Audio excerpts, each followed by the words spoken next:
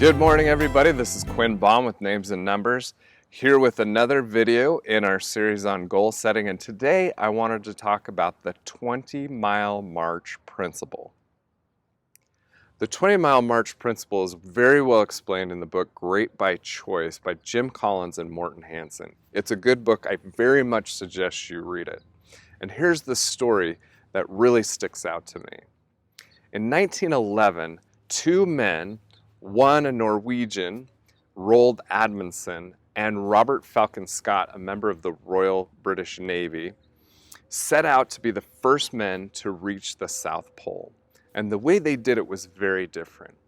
Admunson, the Norwegian, he went in furs, he traveled by ski and sled dog, and Robert Falcon Scott chose these weird precursors to the snowmobile, and they broke down really quickly because it was freezing cold. He also brought Manchurian ponies that weren't quite used to the weather, and Admunson was able to set out earlier. He had found a route that was shorter, and in the end, Admunson beat Scott to the South Pole by 34 days. Now, Scott eventually did make it to the South Pole. However, on the way back, his ill-preparedness led to the loss of his life as well as the remainder of his crew. Now, the thing that really sticks out to me is the way that Admunson really stuck to a pace. He did between 15 and 20 miles a day. If he opened the door and it was blowing sideways snow outside of negative 40 degrees, his team would get up, pack up, they would do 15 miles, even if it took them all day. If it was a fantastic day and the weather was wonderful and they got 20 miles in and it was 2 o'clock in the afternoon, they would stop. It was consistent, 20 miles, bam, bam, bam, day by day. Scott, on the other hand, was erratic. He was all over the place. If it was bad weather, they would stop and stay. If it were good weather, they might do way too many miles and then they'd be sore the next day and tired and they wouldn't be able to go on. So the principle is stick to a consistent pace. So how do we apply this as sales reps? Well, we talked a little bit about habits in the last video, and what we want to do is we want to find the 3 or the 12 or the 7 things that we have to do on a daily basis in order to be successful. And then we make that our 20-mile march. For me, I would love to sleep in until 9 o'clock and then go fishing all day long and then stay up late reading a book. But my 20-mile march does not allow me to do any of those things until they're done. I've got to put in the work and the effort on the things that I do to be successful before I can have any fun at all. So as a rep, that might mean, okay, I know I've got to make 14 solid new contacts a day. I've got to talk to at least 10 of my existing customers.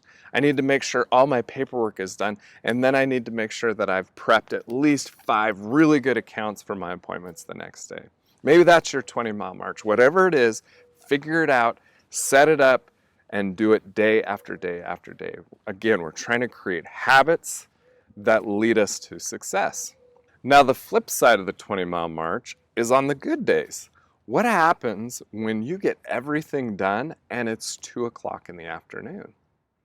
Well, this is going to be contrary to every other sales training that you hear out there. In fact, they all say if you're on fire and you're done with everything that you're supposed to by 2 o'clock, then you should go out and do it more because you're on fire and you should work and work and work and you should work and do all these things until Friday at 7 o'clock, and then you're going to burn out and it's going to be fantastic and then you're going to have a great weekend. Well, the problem with that is it creates a burnout scenario. In fact, at Names and Numbers, we have a 5-day work week goal, and when our reps hit that goal, if it is Thursday at 3 o'clock and they have hit their goal, they've got their new, they've got their increase, they've put in the effort, they've got the money they need for that week, they are more than welcome to take Friday off. Yes, you should push yourself, and if you're not done with your stuff, you might be working until 7 o'clock on Friday night. But if you have a really good week and you get that stuff done on Thursday, heaven forbid you have some balance in your life. take Friday off, go see your mom, take your spouse out to lunch, go to the gym, work on some whatever it is, your brain will think you'll actually be a better sales rep because of it. So again, we want to figure out exactly what it is, the habits that we have to do on a daily basis in order to be successful. We want to put them on a list and we want to make sure we do them every day, but the minute you're done with those, you're done. So I'm going to finish with a question I ask my kids all the time. Is it better for you to go to the gym the first of every month and work out for 8 hours straight? Or is it better for you to go to the gym on every weekday for 20 to 30 minutes? It's a 20-mile march question. So figure out what your 20-mile march is, do those things consistently, and you'll get to success in fine form. Plus, if you get that stuff done, it gives you a guilt-free excuse to take some time off. Thanks for watching today. Go ahead and hit the subscribe button if you learned anything new today, because it helps my boss know that I'm putting in my 20 miles. This is Quinn Baum with Names and Numbers. Go out and make a great week.